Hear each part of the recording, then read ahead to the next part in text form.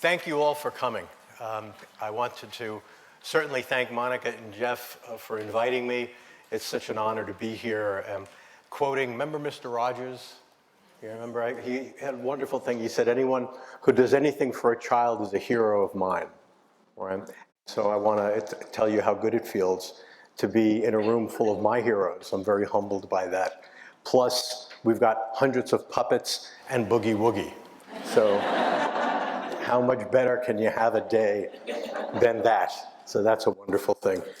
Let's see, I was invited to speak here not because I'm a play therapist, and I defer to all of your expertise in that area, but I have studied neuroscience for the last, since I think 1977 was the first paper I read. I was in divinity school studying Sanskrit and Buddhism and Hinduism, and had to take a physiology class as part of this undergraduate degree in psychology that I was doing simultaneously.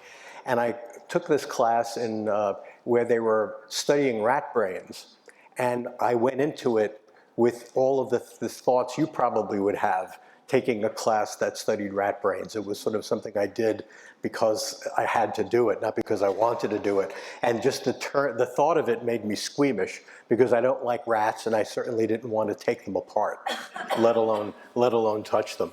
But for some reason, I was incredibly inspired and curious about how the brain and the mind connect, because in studying Sanskrit and Buddhism, well, thinking about consciousness and about expanding awareness and those sorts of things, at the time, back in the 70s, we were still in the mindset that the spirit, that who we were was sort of a spirit that lived in a machine. And that when we died, it sort of floated away, and either some people believed it went into someone else or into an animal or what, Lord knows where it would go. I was in divinity school as a devout atheist. I became un-Catholic when I was 9 years old. So I don't want to scare any of you by saying I went to divinity school. I was only interested in Eastern religions and philosophy. Right? But I had just an intuition that somehow it was relevant. But it was decades before anyone else agreed with me. And so I was kind of on my own for a while, and I didn't even really have a good explanation of why I started reading everything in neuroscience I could find, simultaneously studying psychology and ancient religions. But that's what I did. I had to just go with it. And it's only over time, in retrospect, that I can see that there's been a convergence of these different things. And you'll see that in my talk, I think, about a number of different perspectives. Anyway, my job this morning, I think, is to give you some ways of thinking theoretically, scientifically, about why therapy works, about why play therapy works. And I originally started writing about these things because I was very interested, especially in education and the politics of it. In other words, how do we get funding for children? How do we get funding for therapy? And there were a lot of old white guys who only understand linear logic and numbers and that sort of thing. And so I figured, well, if I can put the science together, then we've got another leg of our argument to push our agenda forward in helping people in need and psychological illnesses, and especially children. One of the things that I want you to keep in mind as we talk about the evolution of the brain, of the group mind and all of that, is a quote by someone that I got to spend some time with when I was in college, a fellow named Jonas Salk, who was one of the founders of the polio vaccine. And he had a wonderful quote. He said, evolution is a problem-solving and a problem-creating process. Right? So as over the hundreds of thousands of years of evolution, our brain has adapted to different environmental challenges. And it was like for a lot of us, have you ever done something that's blown up and people ask you, why did you do it? And the only good answer you have, it was a good idea at the time, right? So one of the things that we'll be seeing, especially later in the talk, is the fact that a lot of the decisions that were made by evolution, again, decision is sort of anthropomorphizing evolution, but a lot of the ways in which we've evolved to be have created problems. Fortunately, the fact that we've also evolved into social creatures has provided us with the tools to compensate and make up for many of the deficits and faults and vulnerabilities the brain has. So the fact that the brain has led to the emergence of a mind, and that minds can only exist in groups, right? The mind is a group phenomena. It isn't something that will emerge if an individual is alone in a cave from birth, right? Minds emerge from groups, from families, from societies. And so it's the quality of the connection, the attunement, the relationships that we have that regulate our brains in a way that compensate for some of the complexities and the various disabilities that we're so vulnerable to. I mean, personally, I don't know anyone from a functional family or anyone who's fully sane. And if any of you do, please send me photos, and because I'd love to have a chapter in a book, The Functional Family. I just haven't, you know, there's a great thing that we say in my family. It's like, you know, insanity runs through some families, right? But in our family, it meanders slowly through the crowd and gets to know everyone really well. So that's sort of the introduction here. But anyway, before I begin with the slideshow, I want to tell you a story. I've written about it in my first book, which is The Neuroscience of Psychotherapy. I don't think a lot of you have read that, but it's up in the front of that book somewhere. Anyway, many years ago, way before I had a child of my own, I had a friend who asked me to babysit for his kids. And being a naive single man in my probably late 30s at the time, I stupidly said, sure, right? How hard could it be being with kids, right? I'd known these kids, there were Sam and Jessica were their names, and Sam was about 5 and Jessica was about 2.5. And they were just the beautiful little kids, and I had been friends with their dad since before they were born. So I was someone who was in and out of their lives, and you know, I was an interesting and familiar person for them, but not so familiar that they weren't sort of intrigued when I showed up. I was new, I was something fresh when I'd show up on occasion. So anyway, my friend needed to go on a job interview. So he said, could you watch the kids from noon to 4 in the afternoon and I'll be home? And I said, sure, why not? So I showed up at about 11:45, and they were following him around like little ducklings behind the big duck, right, the daddy duck. And they're, where are you going, Dad? Where are you going? How come you're getting dressed up? What are you doing? Right? They were all concerned. And they run back to me, and Sam is over here, and I'm sitting down, so they're standing sort of like at face level, and I'm sitting, and they're kind of shaking. You know, like how remember what old cars, you would turn them off, but they wouldn't go off? And they would be, and they were both doing that, like shaking back and forth. And so Sam said, what are we going to do now? And so I suggested naively, maybe we should just talk, right? Let's talk about something. And it was as if I hadn't said anything, or if it was in Swahili or some language they didn't understand. And so they're getting frustrated with me not having any good ideas. So eventually, Sam says to Jessica, Jessica, get your doll and show Lou how you burp the baby. And she goes, ah! And she runs, and I hear noise in her bedroom. She gets back, and she shows me this doll, and it's this most beautiful little doll, silk, with the yarn hair and beautiful big eyes and everything. And I look at the doll, and I go, oh. And I reach out for the doll, but instead of letting me take it from her, she takes the doll, and she slams it down on the floor. And she gets on the back, and she's going, burp the baby, burp the baby, burp the baby. And I'm horrified, right?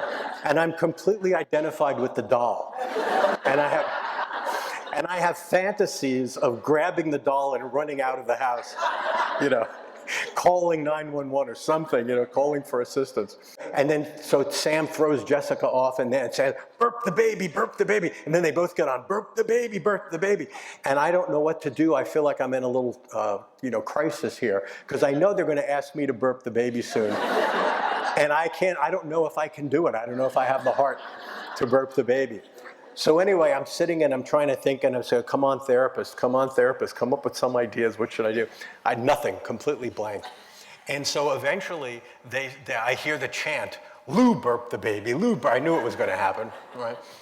And so I don't know where this came from, probably just desperation. But I said, would you like me to show you how my mother burped me? And they, yeah! And the cheer went up, and they probably thought I was going to put it in the microwave or set it on fire or something like that, right? But instead of, so I took the doll, and I put it on my shoulder, right? And I just started rubbing it. And I noticed, and it felt really good to be rubbing, because I really needed soothing at that point, right? So I was soothing myself and going, this feels really good. And I noticed that they weren't saying anything. So I was afraid, and I was thinking, well, if I can keep them quiet like this, I might be able to do this till 4 o'clock. And I look up furtively, like this, so that they don't notice me looking up at them. I don't want to break the spell. And they had both stopped shaking, right, that post-ignition kind of shaking. And they were both looking at my hand, going around and around on the back of the doll. And I was thinking, this is good. This is good. I don't know if I can do it for 4 hours, but this is good, right? And so I didn't really know what to do next. I was sort of waiting for the next idea to come up. But Jessica, who was a lot braver, even though she was only half of Sam's age, she said, can I have a turn? And I said, of course you can. So I give her the doll, and I assumed she was going to take it and put it on her shoulder and rub it. But instead, she took the doll and she put it on the floor very, very gently and leaned it up against the wall. And then she climbed on me. I was sitting cross-legged. She climbed on me and she put her chest against my chest and her head on my shoulder. And I felt her just like melt, that wonderful feeling, just like melt into me. And she picked up her little head, looked at me like within inches. She says, okay, Lou, you can start now, right? So I just did this, and I was like, oh, and this was even better than the doll, larger, warmer, softer, everything. This was just so much better. And then I said, I thought Sam was going to grab her and throw her off of me and jump on me and wrestle me. But no, he was still watching my hand go around. And then eventually he said, can I have a turn? And before I answered, she picked up her head and she said, in a while, all right? So then they each took a turn, and I said, how about would you like to watch a movie? Because I could tell they were so exhausted, just from being so agitated. And they said, sure, and we went in and we put a movie in with mermaids and crustaceans and things, one of those Disney films. And each one got under one of my arms, and they were both asleep in like 10 minutes, even less, I would imagine. And I sat there, and I didn't want to move because I didn't want to break the spell. But it gave me a long time to think because I wasn't particularly interested in the mermaid. And so I was just feeling our breathing had become, regulated together. And so I had time to reflect on what happened. And of course, who knows what really happened? These interactions like this are sort of magical, and then you try to figure out what went on. But here's the mythology I created for myself, is that they had really spent their whole lives under so much stress, and their mother being gone, the father's stress, and financial problems, all sorts of things. That really I felt what they were showing me with the doll was that when they were dysregulated, say, or they needed assistance, instead of being soothed, what they ran into was the stressors of, within the adults around them. And so a silly little thing, I thought, of just showing them, so this is how my mother burped me, gave them sort of an invitation, permission, or a structure with which to interact with me. Again, there wasn't a lot of talking going on. There were, 5 and 2.5. But it was mostly just a demonstration of what I was capable of doing, all right, that I could be a source of regulation, of soothing. There's a word that I've come to use that one I stole from one of my professors called Socio-stasis. And I think in terms of how we are able, like a thermostat or something like that, how we're capable of regulating each other's, brains and bodies. And that's, as I mentioned before, evolution being a problem-causing and a problem-solving process. One of the things evolution has provided for us is our ability to connect and attune and resonate and imitate and join into a larger organism, which is Buber talked I, thou. Dan Siegel talks about we. He loves to make up words. The me and the us. We become an organism. And certainly from my training in family systems work, you think in terms of a family being an organism that is self-regulating or dysregulating, as most of the time we see. One of the challenges that we have in seeing, how can I say this? In seeing the value of connectivity is that our language, our culture, our philosophies really accentuate individuality, the importance of the individual, the autonomy, sort of individuation, separating from other people. And I think our science is very much organized in that way. We study things by looking at individual organisms or individual parts of an organism. We tend not to think in larger systems. It's sort of one of the, in the Western world, I think it's the foundation of the success we've had in certain areas in science, but it's also the failure we've had in really understanding that not all problems have technical solutions. Many problems just have human solutions, and you're all part of that human solution, using who you are as a curative agent, okay? You actually are, we are, as therapists, we are biological interventions, right? Through socio-stasis, we change neural activation, biochemical processes, and as parents and therapists and just caring adults, we participate in building the brains of the people that we work with and our children, our students, and all of that. So as far as the science is concerned, we're capable of thinking about individual neurons. We can think in terms of groups of neurons, okay? We have these, the modern day phrenology, where we have these scans and we look at, where in the brain things are getting activated and correlating that with behaviors and, and illnesses and all of that. And we tend to think of intelligence as being inside of the heads of mostly dead old white guys, okay? That's really where intelligence, we think of intelligence as residing somewhere in their, in their heads. And when we do research, we look at, the sort of things in a microscopic way or, a focused way. We tend to think, most people think of therapy as something that the old man does to the patient, as opposed to a collaborative enterprise or a relationship. Okay? So we have a problem like that, but one of the benefits that I had of studying Hinduism and Buddhism is that they don't have this, that philosophy or the basis of that language doesn't have the same problems we have. They have this notion, I'll spare you the Sanskrit word, but it's called interdependent co-origination. And what that means is instead of one thing, like the linear cause and effect relationships we tend to think about in the West, they think in terms of things rising together. So they don't have a problem. They don't try to figure out which came first, the chicken or the egg, because they know that they can't have one without the other, right? So these things arise together. There's a recognition and an appreciation of that. Also, another wonderful thing from my studies of Buddhism especially is that is the acceptance of the belief that the divisions and locations, self-identity, all of those things are illusions.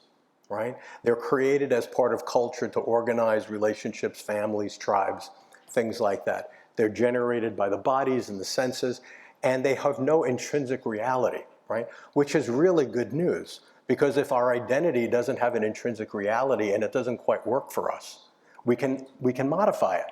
Right? But we tend not to ever be educated to the fact that who we think we are is a construct and an abstraction, as opposed to something that's sort of carved in stone or exists in our genes or something like that. So Buddhists and Hindus have no problem with multiplicity, right? Lots of different realities and a fluidity of realities. Okay? And I think one of the ways that I think about therapy is that what we're doing with our clients is that we're offering them other ways to be. Right? When you see someone, their brains, in a sense, are a manifestation of their experiences. Experience builds the brain, because the brain is experience dependent, right? So in a sense, a brain is a sort of physical representation of someone's history, right? So when you look at someone's brain, it's almost, in a sense, looking at like an archaeological dig into their past lives and their experiences. Okay. So this notion of the social brain, which I've been talking about for decades now, wasn't my creation back in the 50s. There was a fellow named Gregory Bateson who wrote a book called Cybernetics, and it was the early foundation of systems theory. And he talked about the world is not made up of a bunch of independent pieces. It's made up of interdependent systems. So basically, Gregory was discovering what Hindus and Buddhists had discovered thousands of years earlier, all right? See, if you don't read, you can all discover everything for the first time. It's wonderful, okay? And Murray Bowen, who was a biologist, was one of the early systems, family systems therapists, and he talked about, he used the metaphor, and I think rightly so, of the family is like a biological organism. So if you have a biological organism, how do we function? We function through homeostatic processes. So we have to have, magnesium, potassium, oxygen, glucose. We need hundreds of different chemicals in the right balance in order to continue to function. And he said a family is the same way. It's a super organism. Whenever you put a bunch of people together, a bunch of humans, because we're social animals, we create a new organism. Right? The organism might be a Romanian orphanage, right? And those kids are going to react to the context, but the way their brains are built or not built is a historical record of what they've experienced. And the same thing is true for every family, and the same thing is true for all of us, okay? Culture factors in there, individual experiences of pain and joy, stress, challenge, all of those things come to be represented in the architecture of the brain. Okay. In the family, Bowen said, what's being regulated isn't potassium or glucose, right? What's getting regulated is anxiety. And because children are the most vulnerable in that system, what happens is that the children's well-being, individuation, development are sacrificed in the service of the regulation or the downregulation of anxiety in the parents or whoever has power in the system.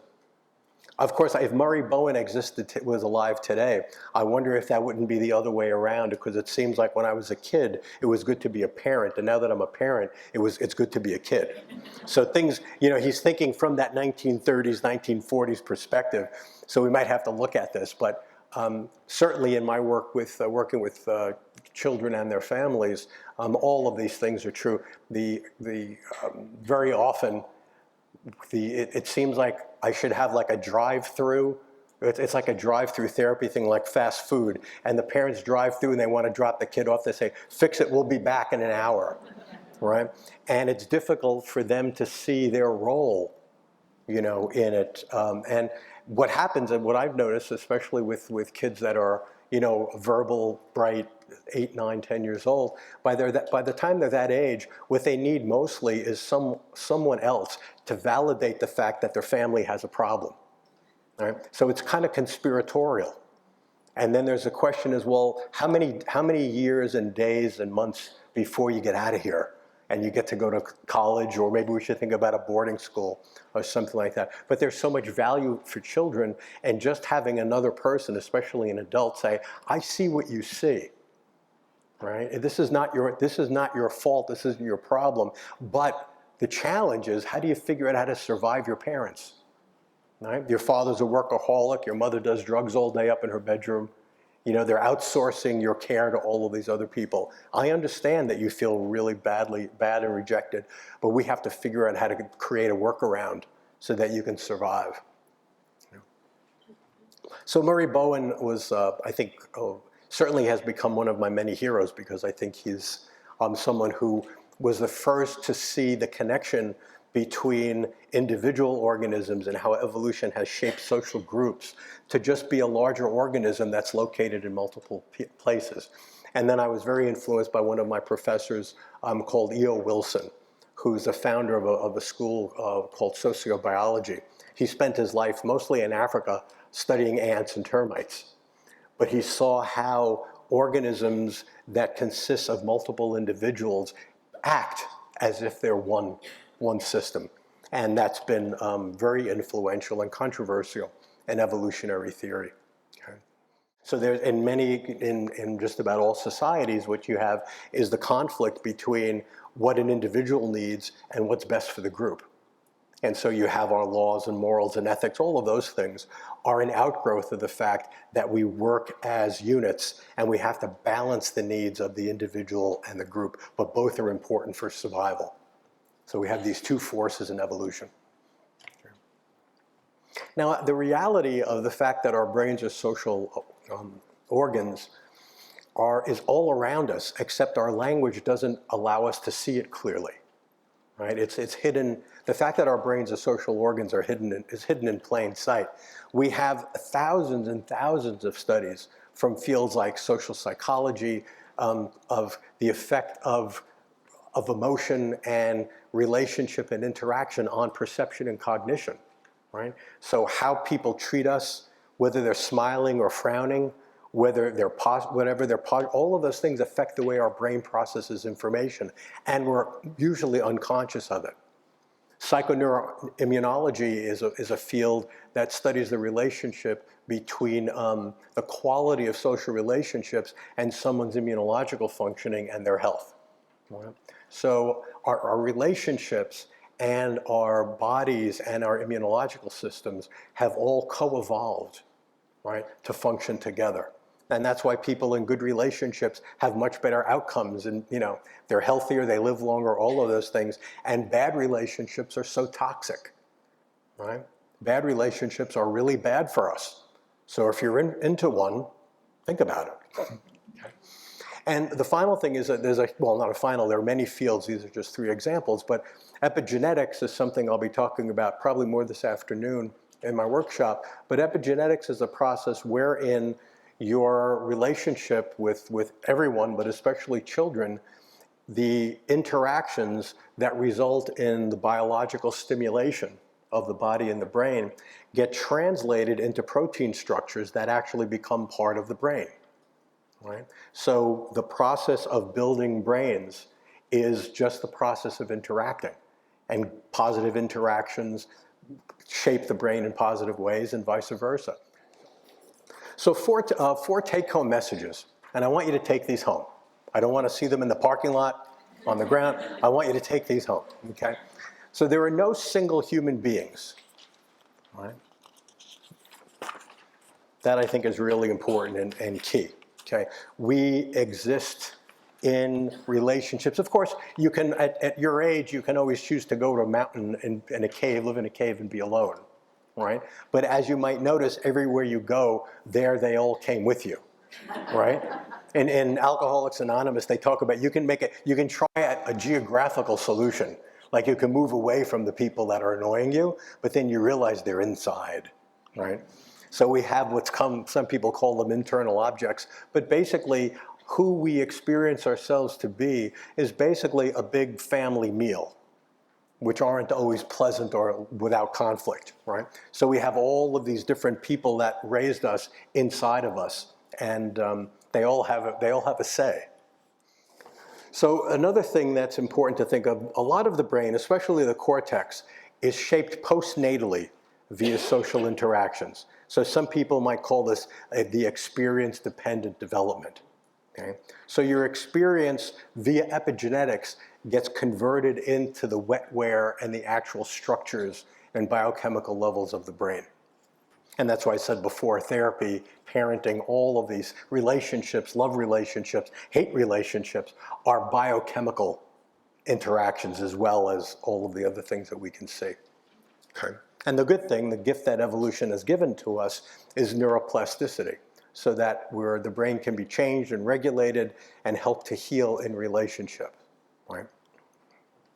Thank you, evolution. But one of the things I've found that's been really helpful and interesting to me is to look at biological processes that I don't have a particular emotional connection to, which allows me to then extrapolate from these processes to think about, well, how does this apply to humans?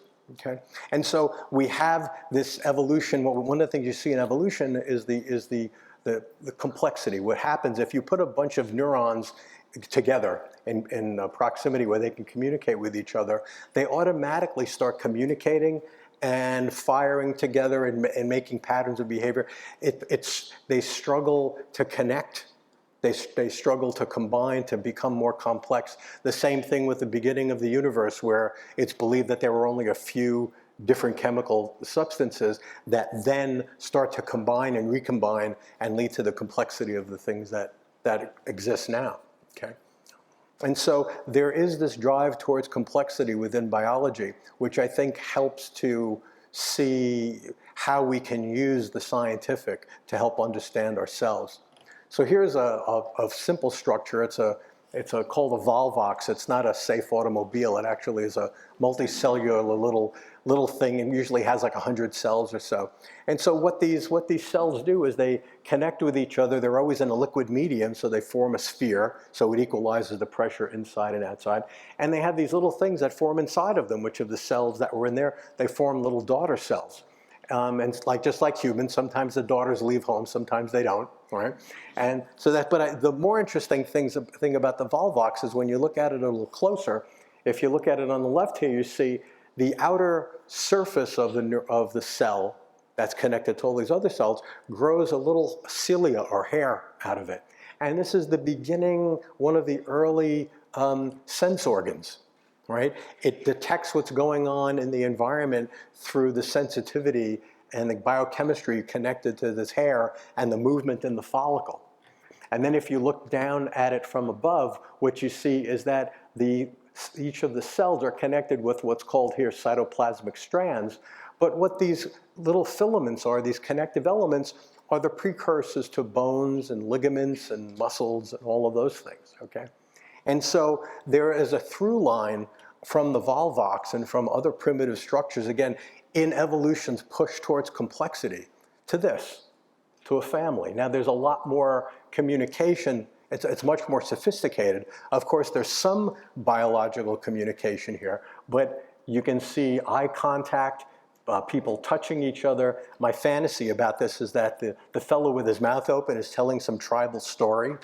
And so they're connecting to each other also through ideas and through images, okay?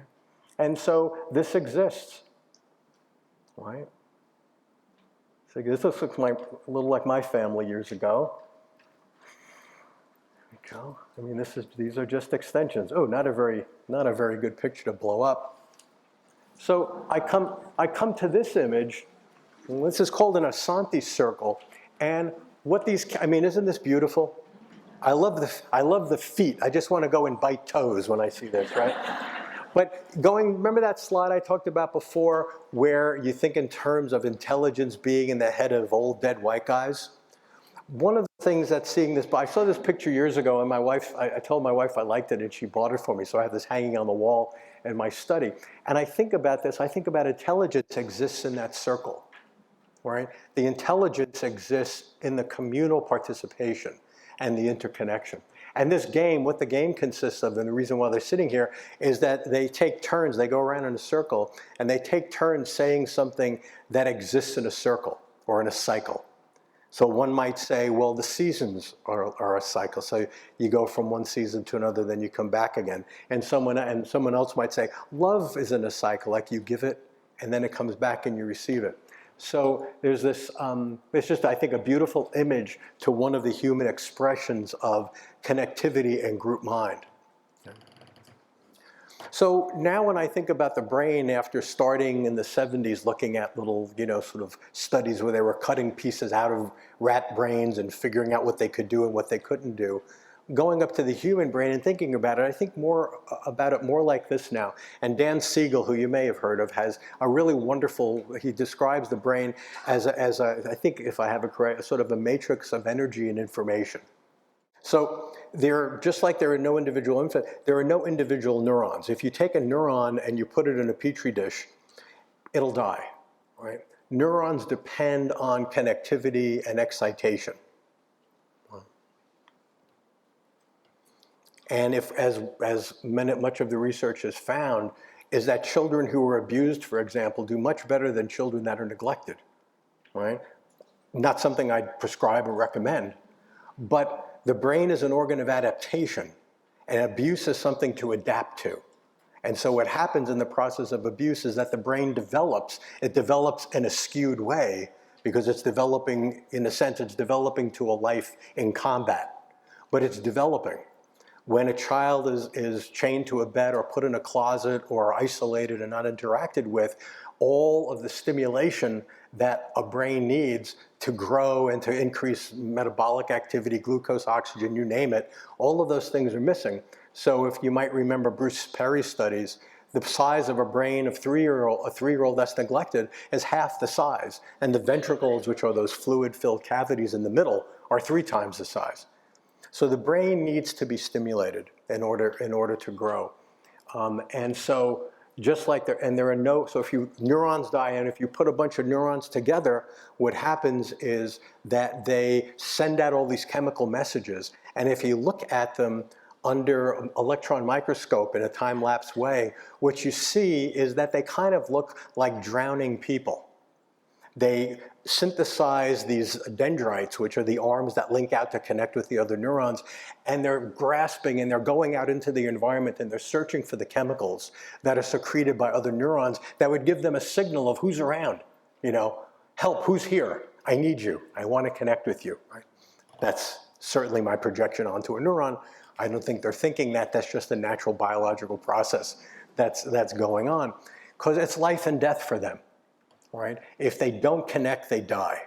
They depend on excitation for survival. And there's a process called apoptosis, which is a great word to remember for you guys, because I think it is very relevant for your work. Apoptosis is normal neuronal death. Right? Necrosis is when you have a brain injury or you have a stroke and oxygen is cut off or whatever, okay? So necrosis is a bad thing. Apoptosis is generally a good thing, okay? So for example, the strategy of nature has been you create a baby with far more neurons than they actually need. And so what happens is that neurons compete for connectivity with each other. They're kind of like mafia guys, right? Like you have to be connected as a neuron in order to survive. It's very similar to the mafia, right? If you're not connected, you're not going to make it, right? And so they compete. There's a fellow called Edelman who created this wonderful work called Neural Darwinism, where he described this process of the competition.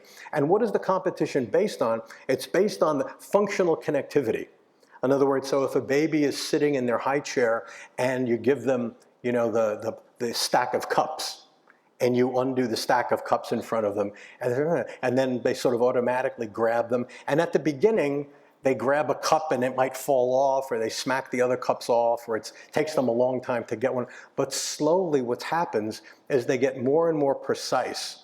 Their movements go from this to this, right? And they get more and more precise over time, and you can sort of measure brain development in the sense of how well they improve on this task over time, okay? But what's happening in the brain, right? What's happening in the brain is that with the more precision that you engage in that movement, right, the neurons that are firing together in doing that process, those connections get strengthened, right? And those groups of neurons, in a sense, shun the neurons that aren't participating in a positive way, right? And so what happens is that brain development is not a process where our brains get bigger, but actually the number of neurons decreases. Right? So as we grow, we have less and less neurons, and that happens throughout our lives, right? Can imagine how few neurons, I probably have 1 or 2 neurons left, right? So it keeps happening throughout life, but what that is it's almost like a sculptor. You have this large piece of marble brought to the studio, and the sculptor just has to find the work of art within that big block.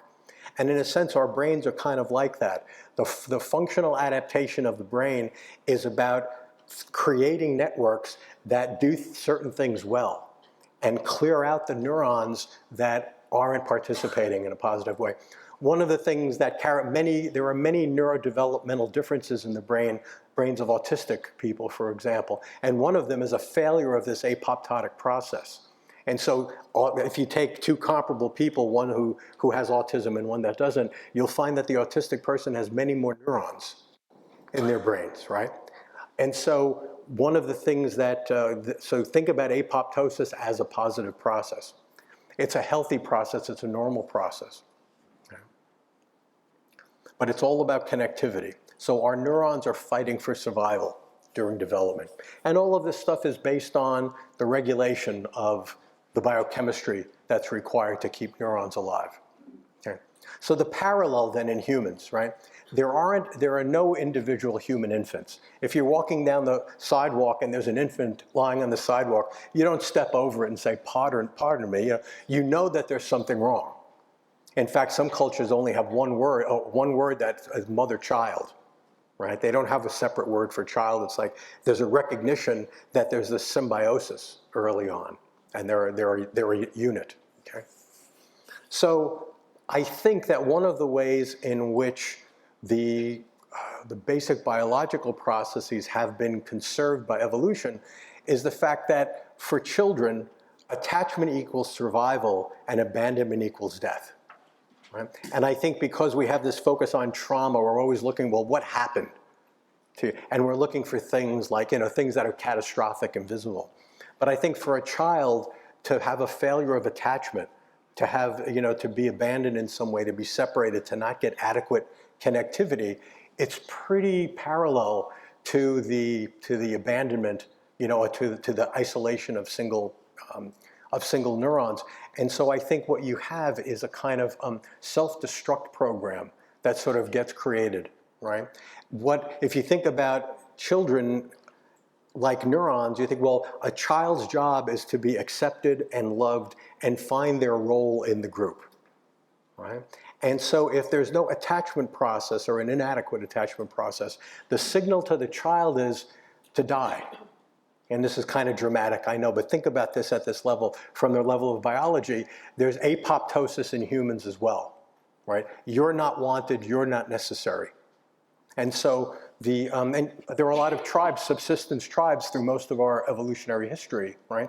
If a mother had a child that was deformed in some way, their job was to take it out into the woods and kill it immediately, right? Or old people, if you couldn't keep up, if you couldn't contribute, you were gone. We had a few resources, and you had to contribute in order to, keep playing the game.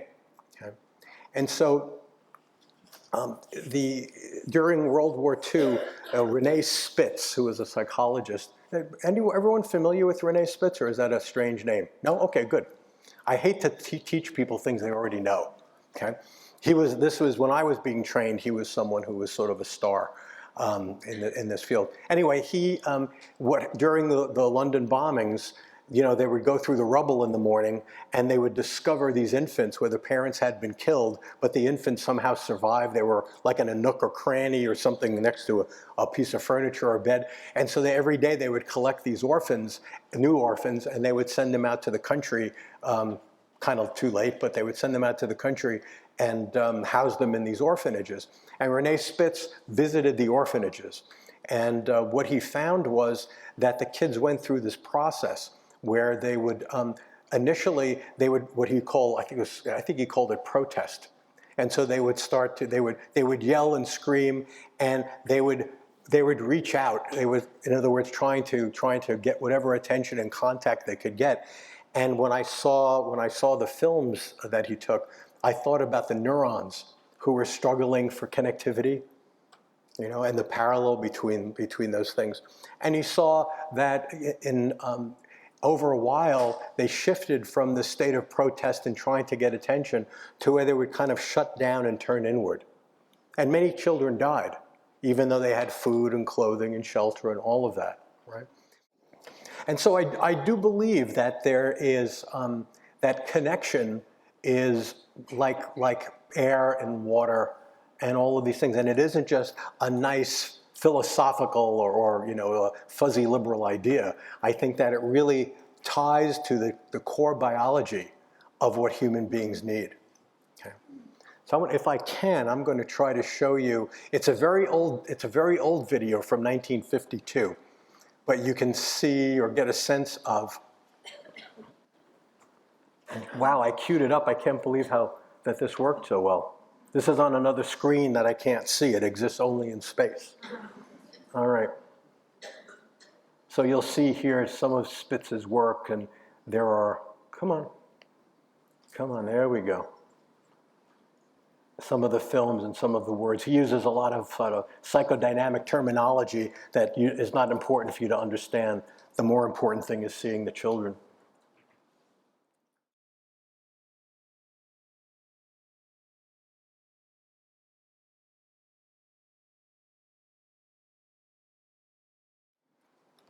So I think you get a sense of what Spitz and other people at that time were trying to figure out. If you have the notion of a child being a separate organism that doesn't necessarily require the connectivity, then what you're looking at are these physiological reactions to the lack of contact with the mother. And what's going on? I mean, I think one of the things they lacked was the view of the social brain in full force.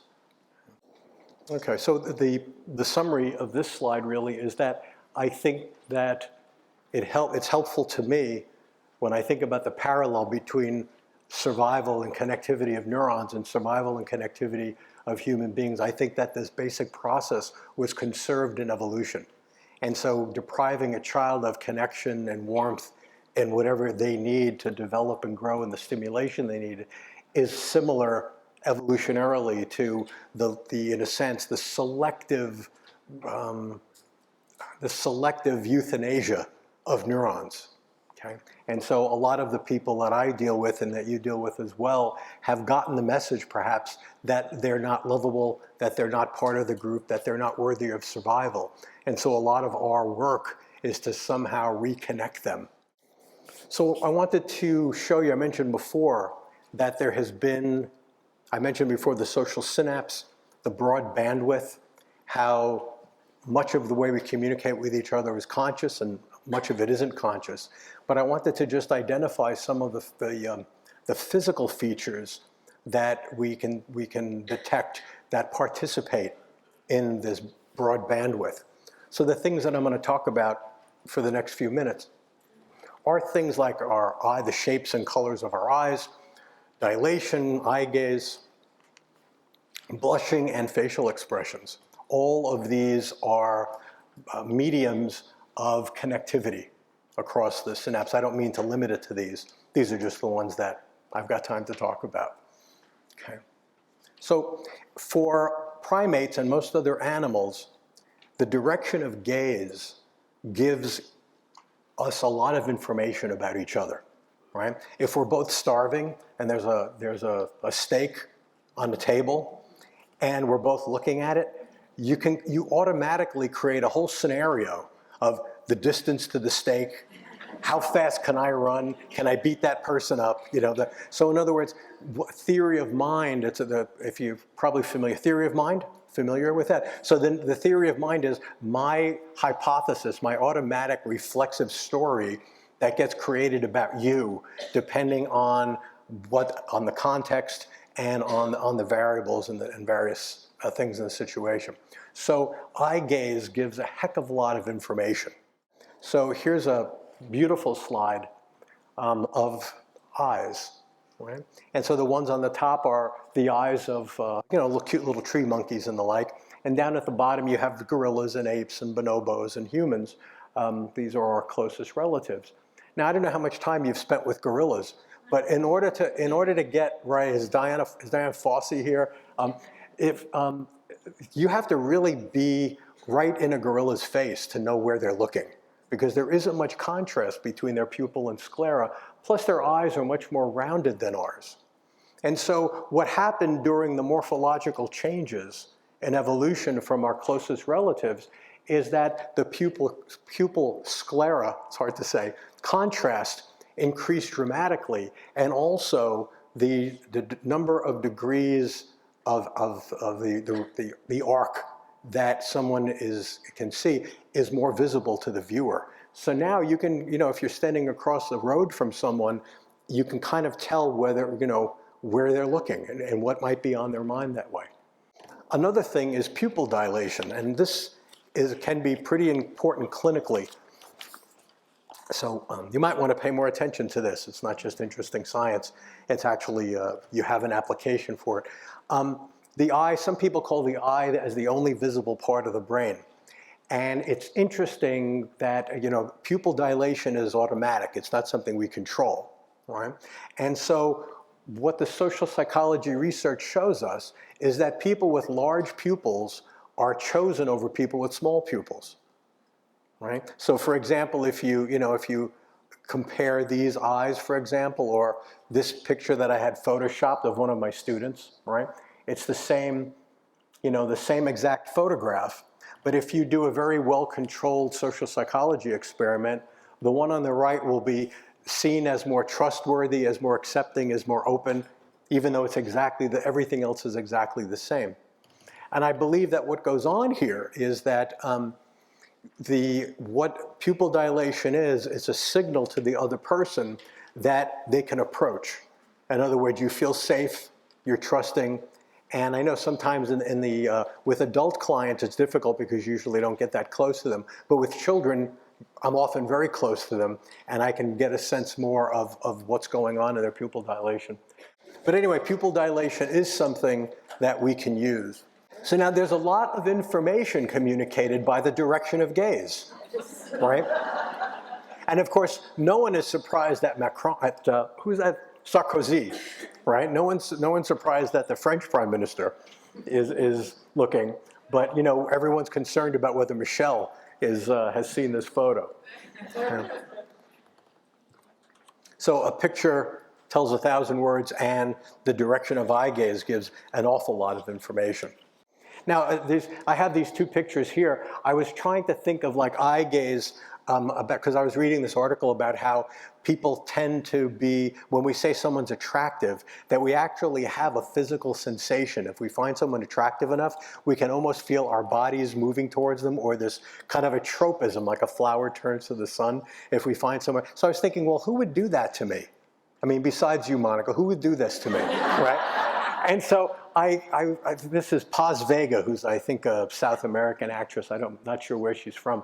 But I looked at her and I said, yeah, I feel drawn to that. Yeah. And then I realized, well, when I speak often, there are mostly women here, and you are mostly women. So I said, if I was going to switch teams, right, and if I was going to be with a guy, what guy would attract me? And so that was more difficult for me. It didn't come naturally. But then I said, Colin Farrell, is that his name? Any of you ladies agree with me? Yeah, not bad, right? All right, yeah. Then I mean, maybe they look kind of alike. I'm not sure. Maybe they've got the similar kind of qualities. I don't know. But, and I don't like beards. I don't know how you feel about it, but I don't like beards. But there is that sense of this attractive pull to someone. Another thing is blushing. Blushing is really interesting, right? Just like pupil dilation, it isn't under conscious control, right? And it usually depends on an awareness of being observed. So like if you're home and you burp, you probably don't say, pardon me, right? Probably. Maybe the Queen. You think the Queen does that if she's alone? Yeah. Oh, pardon me. Maybe I don't know. Right. I know Trump doesn't do that. There must be a lot of burping with all the junk food too. But I don't think he does that.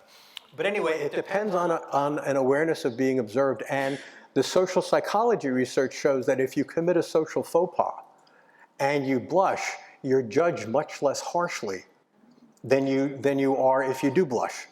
So and again, this is all unconscious, right? Unconsciously, your brain and your minds are processing the fact that I've committed a faux pas, I'm being observed, and I have to signal the other person that I know that I've just committed a faux pas. Really complicated, interesting stuff. And I remember I spent a lot of years working with schizophrenic clients, and one of the things that came from the early history of research in schizophrenia by a fellow named, I think it was Kraepelin, he was talking about the praecox feeling, where they used to call schizophrenia dementia praecox in Germany. And he said that what happens is that it seems like everything's making sense, like you're kind of connecting, but one of the ways I diagnose someone who eventually I can see as schizophrenic is that the hairs stand up on the back of my neck. And it isn't from fear, it's from a violation of social norms.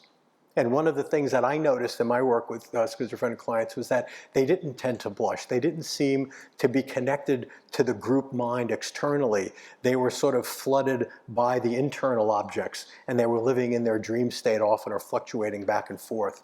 Okay? So blushing is another interesting thing to look for with our clients to see how much they're connected. And again, of course, this is all age dependent. You don't expect a child of 3 to blush if they burp or fart or do whatever they do naturally. Now, going back to our closest cousins, gorillas and chimps, they don't have, they don't have very articulated faces. They have more like a muzzle, especially chimps, and they can do fun things with it. They can do that. They can turn their lips inside out and show their teeth. They can do all kinds of interesting things.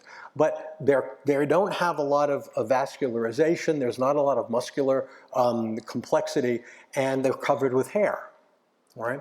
And so one of the things that's happened in this gap in evolution, this period of evolution, is that our faces have gotten very vasculated by all of the blood vessels you can see there, and also all of these straps of muscles that allow us to do things like this. Okay? But I think, certainly more pleasing things like this. One of the things that happened during evolution was that, brains got larger and larger. Right, heads got larger. And how many, show of hands, how many women here have given birth and been awake and conscious and all of that while you were doing it? Lots of you. Okay, good. Now, the same group, also all of you who raised your hand, when you were actually in the process of giving birth, did any of you have the idea, God, I wish the head was a little bigger? No one? No, there's no masochist here that said, bigger head. No, okay. Well, one of the things that's happened during, again, evolution has created, we talked about before, solves problems, create problems. One of the things that's happened in evolution is as our brains and our skulls have gotten bigger and bigger, right? Human babies historically, wouldn't have survived if their mothers didn't survive. So you can't have a head that kills the mother. Makes sense, right? I mean, that's part. So one of the ways in which evolution has coped with this, or a couple of the ways, one way is that instead of having right and left hemispheres that are exactly the same, right, is that the right and left hemispheres have differentiated. So instead of having a redundant system, we have a system in a sense that's capable of breaking down the redundancy and now having specialization. It's called laterality. Right? So that's one way to keep the head smaller during birth. Another way is to have the babies born more and more prematurely. Right? So if you compare human babies to monkeys and gorillas and all, we're basically born about a third of the way through gestation or a quarter of the way premature. So if it's not quite, the math is wrong, but I think it makes sense and conceptually, is that the first 3 months of a baby's life is kind of the 4th trimester, okay? But then in order for the 4th trimester to exist outside of the body, women had to evolve to be more and more sensitive they had to be, neonatal intensive care people, right?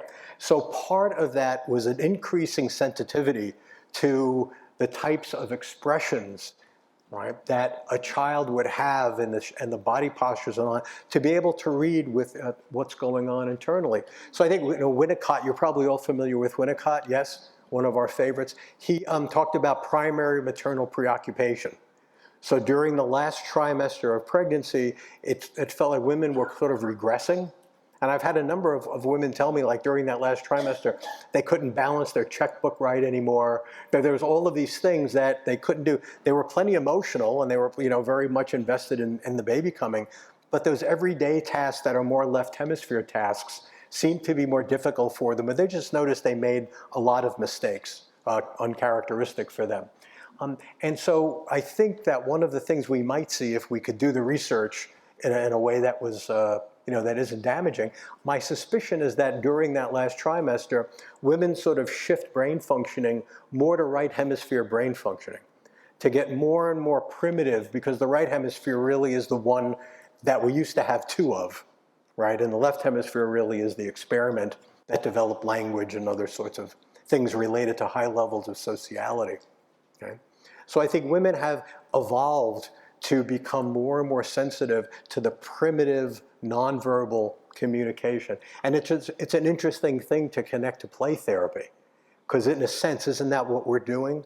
In some ways, like our job is to communicate, in a sense, or to put into symbolic form and sometimes into words what it is the child is experiencing but can't express.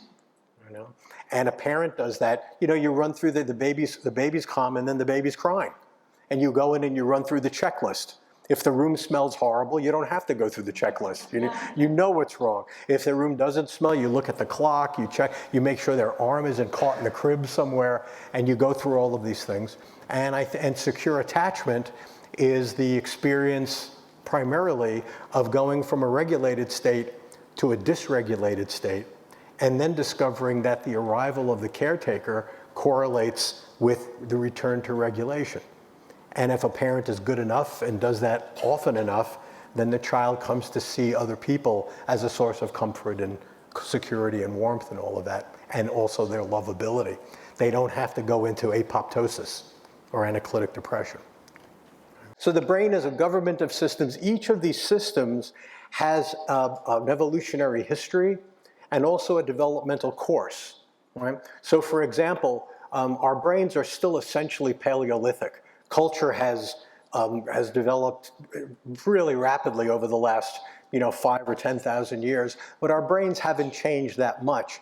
And so one of the things we find is that if you can leverage Paleolithic processes in the brain, like in the classroom, for example, using attachment and affection and play, really stimulates the brain to become engaged in a way that any kind of rational processing just doesn't. Okay? And it's especially important for kids that are at risk or challenged in some way. Okay? Anyway, 3 really important neural systems that we use in our therapy and that we try to understand in the work we do in the theoretical aspects of the work, and I think that we utilize, are attachment systems, mirror neuron systems, and what Steve Porges calls the polyvagal theory, or social engagement systems. Now, you're probably all familiar with these things, but for those of you who aren't, I'll just do a kind of a thumbnail on these things. So, what is attachment? How do we figure out what attachment is? It really is, and this isn't very romantic, right? It's affect regulation via proximity. Now, that wouldn't make a good romantic card for your spouse, say. No one regulates my affect except when I'm approximate to you, my dear. But that's pretty much what it is. I mentioned before that there's this one theory of this is that children go from regulation to dysregulation to re-regulation. And so what secure attachment is, the mechanism of developing these implicit memories of associating the presence of a caretaker or another with re-regulation, is just the accumulation of hundreds or thousands of these experiences where the caretaker shows up and does a good enough job, right? So, but one of the things that happens in the evolution of attachment is that it isn't just the ability, the caretaking abilities, it's the sense that an individual, in order to take care of a child, has to come to be able to experience the child as an extension of themselves. I remember years ago when I was probably in my 20s, one of the first friend who had a baby of my friend group, I spending some time with him, and I was curious as to what's it like to have a baby, and he's fairly artistic and creative, and he sat for a while and thought about it, and his face lit up because he figured out the words. He says, it was like discovering a piece of my heart in another body, right? Which I thought was a really beautiful way, very poetic way to describe it. But I think that is an evolutionary accomplishment.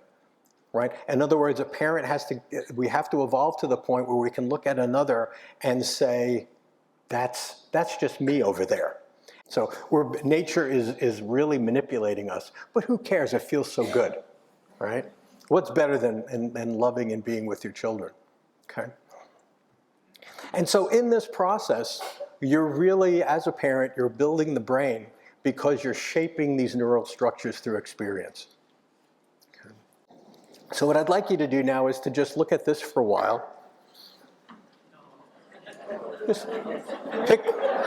Just pick one and just relax and look at pick an image that you find most connected to you, most familiar, and just allow yourself to sink into the image.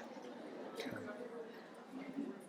So people have two reactions to this. The first, some people just let go, and they just relax, and you're wonderful, right? The uninhibited folks. But most people just say, I'm not going to be manipulated by this guy showing the picture. So you might feel like a little tingling in your jaw or something like that. It's like I feel something. No, I won't do it. Well, what's happening here is embedded in a structure in the way our brains are operated or have developed, is that we have parts of our brains. You probably, if I say executive functioning, most people that have ever studied or know anything about executive functioning will say, prefrontal cortex. Is that true? That's the right answer on all the tests, isn't it? But it's probably not correct, right? But if you have a test, answer. Don't be dumb, right? Our executive systems, or our ability to navigate the world, which is really what an executive system is, relies on our frontal cortex on the left side of the brain and our parietal cortex on the right side of the brain. And this frontal parietal system, has an interesting sort of evolutionary history. We've never lived on any other planet or in any other dimensions or in any other realities. So our brains are organs of adaptation to this physical environment. The frontal lobe, especially on the left side, is specialized in sequencing in time, right? It has all these special neurons that have complex relationships that allow us to estimate. If I say, okay, in 10 seconds, raise your hand. When I ask you to do that, all of these neurons in you, some of the neurons start firing at high frequency and then slowly decrease, while others start at low frequencies and start, functioning much more to give us a sense of the passage of time. And there are lots of other ways in which it does it as well. So this left frontal area creates our sense of time, right, along with our bodies. Right, that part of our brain connects with our cerebellum and our basal ganglion and these other systems that go down and control our movement, because our sense of time is also connected to the beating of our heart, when we walk around, the rhythm of music, and all sorts of other organs. They're called organs of succession in the brain. One of the reasons why marijuana is so popular is because it binds at all of these places in the brain that are organs of succession. So when you smoke marijuana, one of the things that happens is you disconnect from being able to do much of anything, right? Which is very relieving. I was so anxious about doing this stuff. Well, I can't do it now. I'm just going to take it easy right now, okay? And so that's what this left frontal area. The right frontal brain, the right parietal brain, contains a three-dimensional organization of external space, and then imaginary space and internal space, and then it has another layer of maps that puts us in 3 dimensions. So we can imagine ourselves moving through the environment. So together, this left frontal area and the right parietal area comes and creates space-time. So space-time, we talk about them as being separate, but they're really one thing, because we've never experienced one without the other. You're always in space and time simultaneously, and neither makes sense without the other. So within these two systems, within this left frontal area and this right parietal area, we have things called mirror neurons, right? And what mirror neurons do is they connect our sensory systems, our hearing, our vision especially, and all of our sensory systems to our motor systems. So when we're watching someone else do something, we're actually rehearsing in our brains the thing that they're doing. Does that make sense? Right? So if you're watching someone, this is how I learned how to serve tennis. On the court, I was terrible. I lost so many balls, they just flew everywhere, right? And my teacher said, you have to imagine yourself as a chain that starts from your toes and goes up through hitting the ball, and you have to make sure you throw the ball up, timing in a way where the chain is going to snap at the top. So I said, great, and then still I tried, and the balls went all over the place. But I was lying in bed one night, and somehow I just imagined it, and I stood up in the middle of the bedroom, and then 3 in the morning, and started serving tennis balls, and I knew how to do it. And my neighbors complained, and I stopped, right? But it was and that's why so much sports psychology is based on visualization. What you're really doing is you're training your motor systems to coordinate in a way. You're practicing in imagination, and that's what mirror neuron systems do. I don't think that they certainly didn't evolve initially to play tennis, but what they do is they allow us for one trial learning. And I think that learning through observation is probably the most powerful form of learning because you don't have to make a conscious decision about it. We automatically imitate people, right? And there are different sorts of brain. In fact, if you have damage to certain areas of your brain, you can't help but imitate people. So there's a thing called echolalia, right? Where you just repeat what other people said, and echopraxia, which you just imitate their body movements, right? So one of the things you see in psychotherapy with adults, I don't know if this has been done with children, but one of the things that happens with adults is that if you videotape therapists and clients sitting across from each other, and you measure how much they mirror each other, like one scratches the nose, the other scratches the nose, all of that stuff, you find there's a direct correlation between how much they like each other, right? So imitation is always there. We have a vulnerability to imitation, but the better the therapeutic relationship, right, the more likely you are to notice that imitation will happen, and you are the model for your client, right? And so there's a whole bunch of things that spin off from this. The first thing that comes to me is, don't expect your client to be authentic and in touch with their emotions if you can't be. Right? Makes sense? Basic, Virginia Axline, Carl Rogers perspective, right? And also, the thing is, it's like developing the therapeutic relationship is one of the many reasons why, is because the closer you are to your clients, the more you're attuned with them and the safer they feel, the more they're going to imitate you, right? So imitation is almost like it's like a secret door. They can resist it, right? Consciously, but unconsciously you're getting in there. And how many times, I don't know if you experience this as much in your work, but I can't tell you how many times clients have said to me, I was about to do this and I heard your voice in my head, right? Or I remembered whatever that is, and maybe you can see that symbolically even in play therapy, okay? So this mirror neuron system is incredibly important, and it teaches us all sorts of ways to all sorts of things during development in a very powerful way. What I want to do is show you there's a video that went viral. I don't know if you guys have seen this. Have you all seen this? Okay. So what I wanted, so it sounds like a lot of you have seen it, right? Isn't it amazing? Isn't it amazing? And it's amazing that it goes around the world in a week, because this is relatively new, but anyway, the thing, this baby, I guess, is maybe a year old. Would that be your estimate, something like that? 18, maybe a little. But something what you see in this baby is that we talked about the left and right hemispheres before and the differentiation. So the right hemisphere has a critical developmental period from birth to about 18 months or so. And so what you see is that you don't necessarily have language. But what you're developing are the pragmatics, I think that's the right word, the pragmatics of language, the eye contact, the turn-taking, the gestural communication, and all of that stuff. Now this baby, as far as I can tell, doesn't really have language yet. But the pragmatics of language are beautiful, right? And so I just want to show this to you one more time. It's only a couple minutes, but I want you to be thinking about all of the things that this baby has now.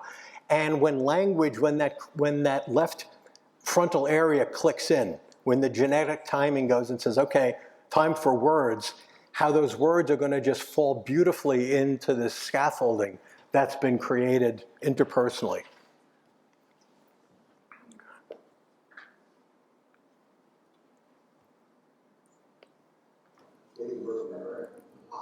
Yes. Did you understand it though? No.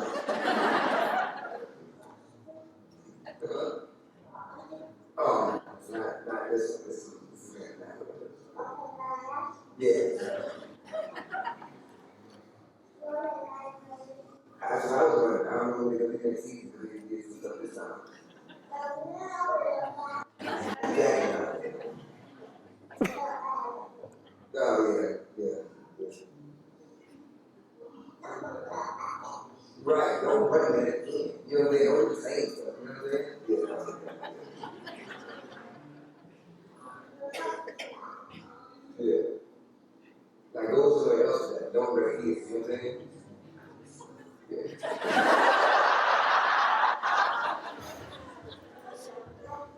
That's what I'm saying. You know what I'm saying?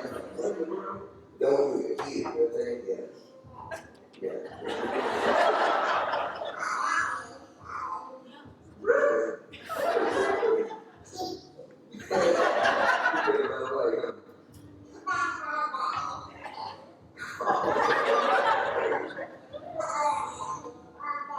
Right.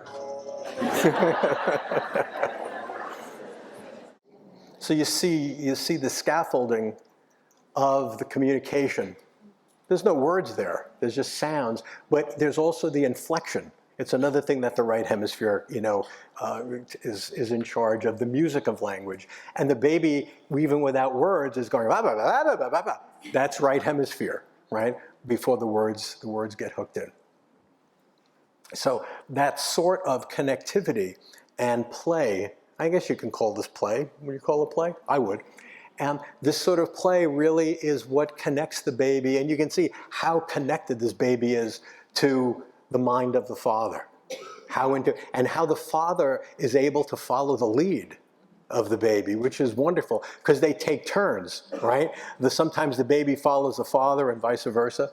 So it's just wonderful. It's a much more entertaining version of the still face experiments, of Edtronics. Yeah. Okay. So just one last thing, that the mirror neuron systems then are, some people say they're the be-all and end-all of everything. They're not. They're just one of the many systems that we have. And it's a beautiful system, though, that drives connectivity.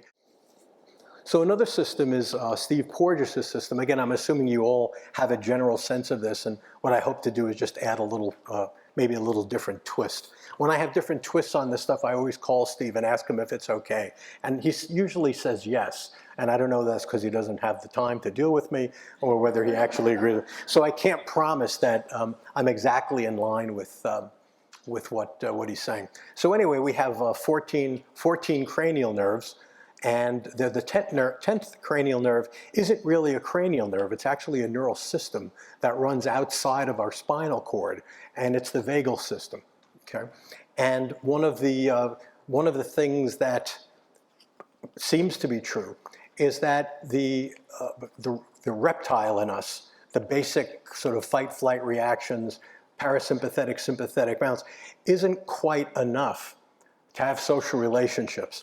It's not so bad if you're a turtle, for example, like a mother turtle. You've seen these films. They go up on I love doing this, because it's one of my few good imitations, like this. They get up, they dig a hole, they turn around, they lay hundreds of eggs, and then they go back to the water, right?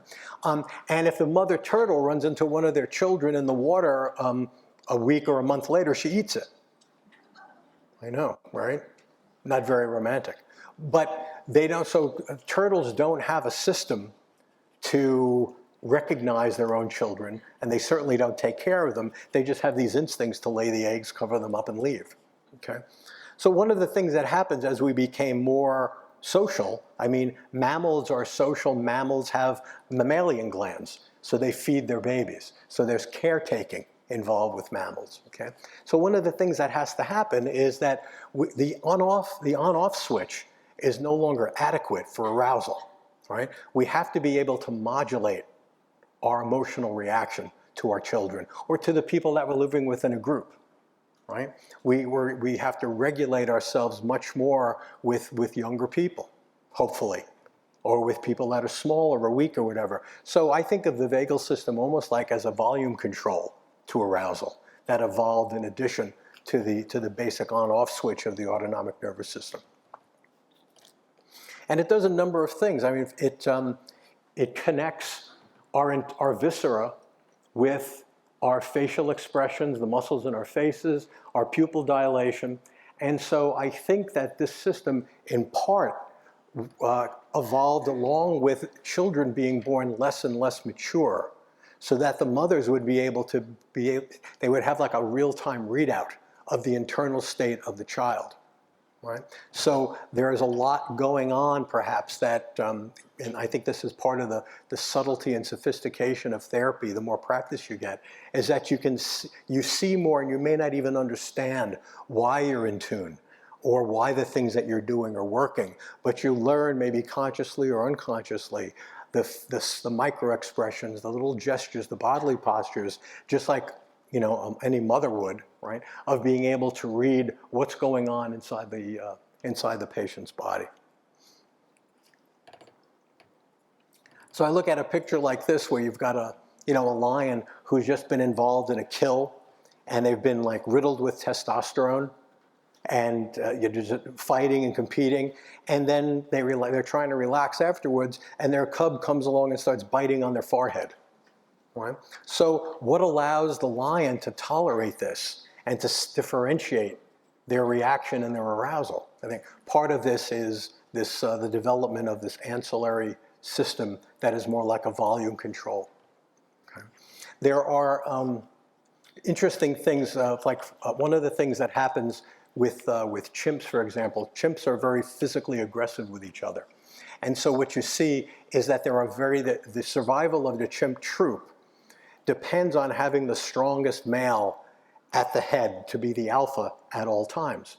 And there's always a handful of challengers, sort of alpha wannabes that are presently betas. So when you think about this from the level of group survival, it enhances the survival of the group if the strongest male at any moment is the alpha. And so there's constant competition for that, right? And of course, everyone in the troop has to know who the leader is. So whenever a fight breaks out, it's kind of like junior high. People yell, fight, fight, fight, and they gather around. And chimps do the same thing. They don't yell, fight, fight, fight. They go, ah, ah, ah. And they come and everybody gathers. Women bring children. They probably make sandwiches, bring popcorn, do the whole thing. Because it really is information for the group. And so what happens then is the alpha and the beta are fighting. They're more and more aggressive. Their adrenaline is pumping. The testosterone levels are really high. And they're fighting and fighting and fighting. And at some point, one of them realizes that they're going to lose, that they actually are the weaker of the two. Now, it's important also for the troop to not have those really almost alphas die. And chimps will fight to the death, right? And so what the chimp that's losing does is it runs to one of the women that are watching the fight who's holding an infant. And they grab the infant, they rip it out of the mother's arms, and they put it in the face of the alpha that's about to kill them. And what happens is that lowers the testosterone and adrenaline levels of the alpha, right? So it's a sociostatic mechanism that chimpanzees use so that they can keep the very high-level betas alive for future competition. Does that make sense? Okay. Again, a beautiful example of socio-stasis. Another example from the animal kingdom, probably if any of you are young enough to remember guys competing, you guys are old enough or young enough for this. You remember, guys show up and they start strutting their stuff in front of you. They start doing push-ups or chin-ups or whatever they do, or they buy fancy cars, whatever. All of that stuff, all of that display social psychologists have, so it hasn't changed that much from, we're still much more primates than we are whatever we think we are as far as sophisticated, civilized people. Okay. Another great example of it is in, and this was Alan Shore. You may know Alan Shore. He's worked with a woman actually named, I don't remember her first name, her last name is Bradshaw, and she was involved with elephant herds in Africa. And what they noticed was that, as they started protecting the elephants, the herds would get larger and larger, right? And then a herd of elephants, if it gets large enough and it walks through your village, mostly made up of tents and huts, they do a lot of damage even if they're relaxed and happy, right? You can imagine what it would be like having elephants walk through your house, right? So they would get permission to cull the herds. So if the herd had, say 40 or 50, they would get permission to cull like 5 or 10. And what they would always do would be to kill the 10 largest of the elephants of the herd, assuming that that was the best way to go about it. But what they did was they would always kill the matriarch if they did that, because the alpha in elephant communities is the oldest, biggest female. And they have really good memories. They remember where the water is. They remember how to take care of children if there's difficulties in childbirth or illness or things like that. So they really are the repository of the wisdom of the elephant herds. But what would happen is if they would kill the matriarch, is that the testosterone level of all the adolescent males who sort of stay at the periphery of the female core group, that their testosterone levels would skyrocket. So the presence of the maternal female actually regulates the testosterone levels of the adolescent males, right? Kind of interesting. It makes you wonder in societies where there's a breakdown of family structure, how much of whatever dysregulation or disharmony, conflict goes on, how much of that isn't occurring at some biological level that helps people to regulate during the process of growth. So I wanted to talk a little bit, we talked about mirroring and epigenetics just very briefly and all of that. And so the notion of brain building is something I think that really is key. It's really the cutting edge science in this area and the thing that I think you should all know about in some detail at least. So taking those basic principles, those take-homes, this is a slightly expanded and more complex version. So the brain is not just a social organ, it's a social organ of adaptation, okay, combining those things. The cortex is primarily built via epigenetic and neoplastic processes. And neuroplasticity, all that means, plastics used to be flexible before they made them into cars, right? Back when I was a kid, something that was plastic was something like Tupperware. You could bend and burp and do all of those things. So I know that notion is sort of outdated now, but that's really how it's used. So plasticity basically means changeable. And the brain is an interesting organ.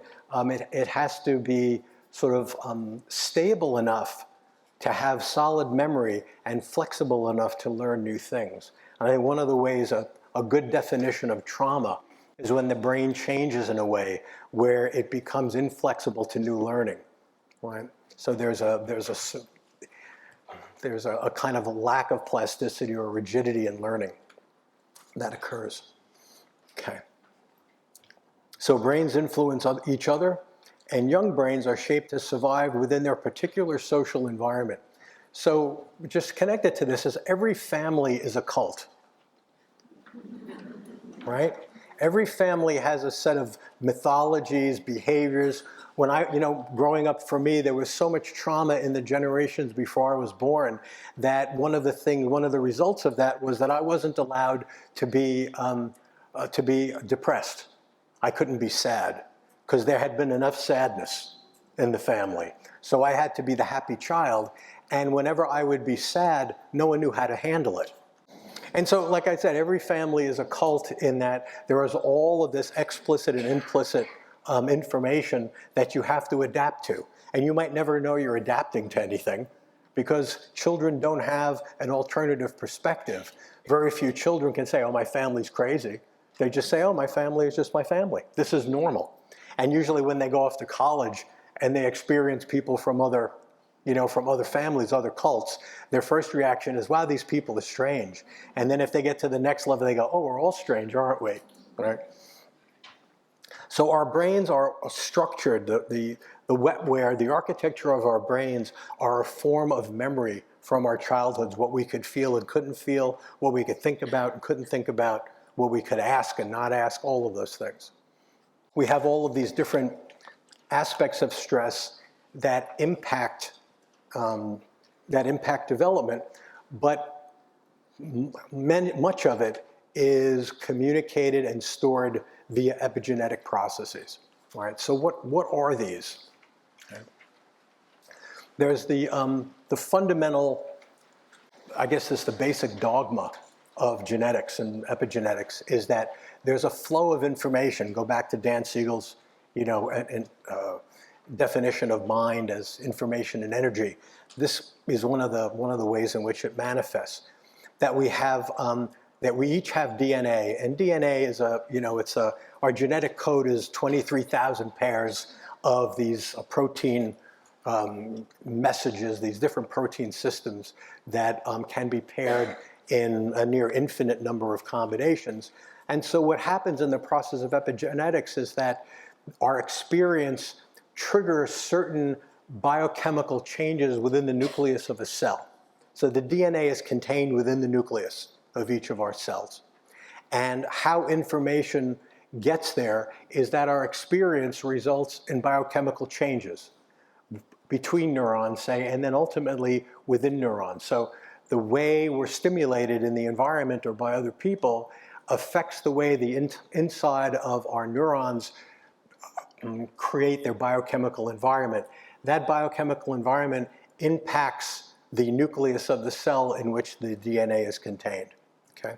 And so we have these tightly woven strands. Now, when you have 23,000 pairs of genes, you don't play them all, right? You don't. It's like having, if you imagine a piano keyboard with 23,000 keys.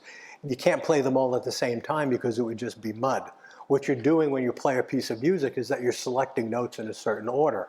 So what's happening with DNA is that the notes are selected, or the genes are selected as a translation of the biochemical information, which is the translation of the experience, right? So what happens when a child is experiencing more maternal care and behavior is that the chemical environment, the oxytocin, the decreased cortisol, the whole ensemble of biochemicals that get activated through that interaction result in a certain chemical environment in the nucleus of cells that allows the DNA to relax in certain places. And in those conditions, what gets expressed then is, here is the formula for an endorphin receptor, right? So then that endorphin receptor is created, right? Does that help at all? Okay, want to say it again? Stop saying that. Okay, so what's happening then is that the chemical, whatever the experience, results in a chemical chain of events, which then results in the relaxing of the structure in certain places, and the codes create certain molecules that then become part of our brains. So this is how love becomes flesh, right? It's also how trauma becomes flesh, right? Because when we're being traumatized, we're also adapting to that environment, and we're learning, and our brain is being structured to exist in that environment. Okay. So we find out that another thing that gets created, more maternal attention, for example, is correlated with more cortisol receptors on the hippocampus. Well, what does that mean, right? Cortisol is a stress hormone, right? It's a glucocorticoid. And what that means is that it breaks down, in other words, when we're stressed, we have a lot of cortisol release. The cortisol is catabolic. It breaks down complex starches into sugars to make them available for energy. But it also inhibits protein synthesis. So it affects, stress decreases our immunological structures, because T cells, killer cells, all of those things are protein structures, right? So when we're stressed, we're more vulnerable to illness because our immunological system gets compromised. Gabish? Yeah, makes sense? Okay. Another thing that happens is that it inhibits, when you inhibit protein synthesis, you also inhibit neuroplasticity, right? So kids that are stressed and put in a classroom have brains that are not going to learn because their brains aren't plastic enough because the biochemical environment isn't correct, okay? I mean, that's why it always makes me laugh when I hear teachers saying, well, I'm here to teach, I'm not here to take care of them or have them like me and all of this stuff. It's like, really? Do you have any understanding of how the brain functions? You know, it's really hard to teach people that don't like you, right? It's the same way that it's hard, it's much better if a client likes you because they imitate you. And it's the same thing in the classroom. Students imitate the teachers that they like, and they also want to make them happy and, you know, prove themselves to them. So this is the standard set of understandings now and belief about epigenetics. So if you understand this stuff, you understand enough, right? What a therapist needs to know about epigenetics. The things that are important to take back, I think, especially working with parents, I don't think parents realize this, right? And I think educating parents about how powerful they are, and the fact that they're doing this, I mean, you're building a person. So I'll just talk about the basic research because I think it's important for you to know the key to this. I've touched on it in a few areas, but the keys to this, and especially when it comes to understanding the symptomatology, what you're seeing in your kids, and also when you're doing psychoeducation with the parents. Okay. So there was a group of people who did the epigenetic research with rats, and what they did was, it was genius really. Rats, rat mothers, which doesn't sound very nice, but that's what they are, they're rat mothers, and they're very attentive to their children, and the biochemistry of attachment and bonding is very similar to us, which is unsettling but true. And they engage in these three different behaviors. They lick their pups, right? So it's called grooming. They retrieve the pups because if you've ever seen little baby rats, they're always wiggling and jiggling and they keep rolling out of their nests. And you can just imagine the mother going, ay, ay, ay, and they're going to bring them back. Oh, you too? All right, come on back here. So there's this retrieval. So there's licking and there's retrieval. And then there's this arch-back nursing. So they make these little nests, they get all their pups, and then they climb on top of them. They arch their backs, and it makes the teats available, and all of the little rats, latch on. And so what you see is that there are correlations, bless you, there are these correlations related to more maternal behavior. So there's more neural growth hormones and neural growth. So the more attention you get, the more licking and grooming and attention you get, the more robust the brain is. Okay, so the part of what the licking does is it actually stimulates circulation. It also stimulates the senses, the sense organs in the skin to activate the brain and to support its growth. There are more synapses, which are the connections, and longer dendrites, which means that each neuron can connect with cells that are a little farther away, and increased survival rates of the neurons. Okay. So less maternal attention results in the opposite, okay? Increased neuronal and glial death. The brain is about half, the volume of the brain is half neurons and half glial cells, which are all these other things that are in there that serve supportive functions and support neurotransmission and the like, okay? Decreased level of neural growth hormones and a decreased number of neural support cells, okay? So those are the things related to neuroplasticity. So when you're looking at the correlations then between maternal attention and success in school and adaptation to the environment, it's these are probably the main issues in rats and in humans, okay?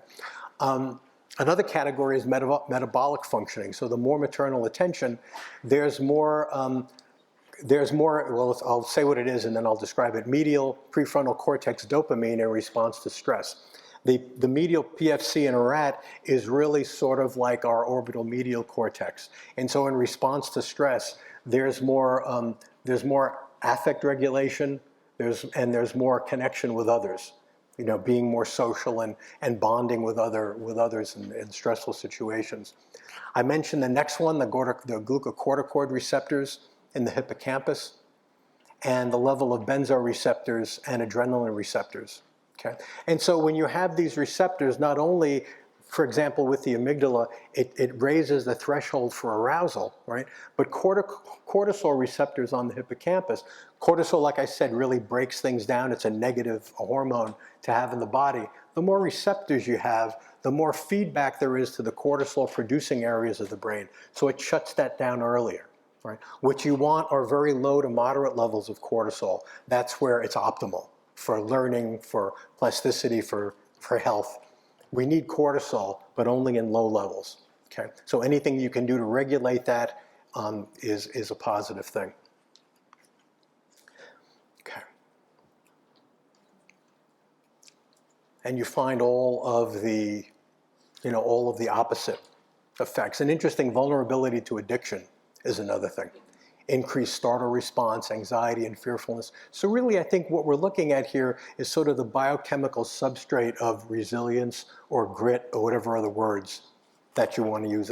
The core of it is affect regulation, right? The ability for an animal to remain, especially humans, to remain cortical. Because at a certain level of arousal, what happens is our primitive brain inhibits the functioning of our cortex. We're no longer able to solve problems anymore using logic or rationality or prediction. We really become reptilian at that level. So there's this repetitive behavior. And one of the things that, that really typifies trauma is stereotypic behavior, right? Over and over again with the anticipation of something changing. Okay? We've evolved to the point where we can engage in repetitive self-destructive behavior and continue to believe that we're going to succeed.